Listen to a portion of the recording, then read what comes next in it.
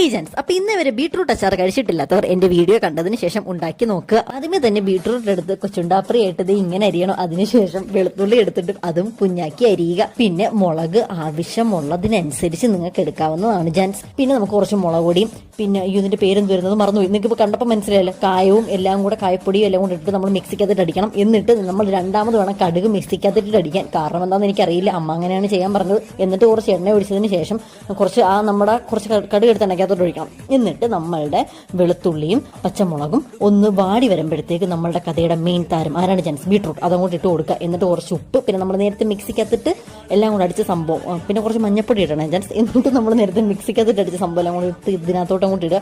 അങ്ങോട്ട് ഇളക്കുക. ഒരു 10 മിനിറ്റ് അങ്ങോട്ട് ഇളക്കി കഴിയുമ്പോഴത്തേക്ക് ബീട്രൂട്ട് അച്ചാർ റെഡി. ശുഭം. എല്ലാവരും മസ്റ്റായിട്ട് ട്രൈ ചെയ്യുക. പിന്നെ നമ്മുടെ അച്ചാറിനെ ഒന്ന് എൻഹാൻസ് ചെയ്യാൻ വേണ്ടിയിട്ട് കുറച്ച് മണ്ണെണ്ണ, മണ്ണെണ്ണയിലല്ലേ എൻ്റെ പേരെന്തായിരുന്നു, വിനാഗിരി, അത് ഒഴിച്ചു കൊടുക്കുക. സോ ബൈ ജൻസ്, ലവ് യു. എല്ലാവരും മസ്റ്റായിട്ട് പ്രിപ്പയർ ചെയ്യുക.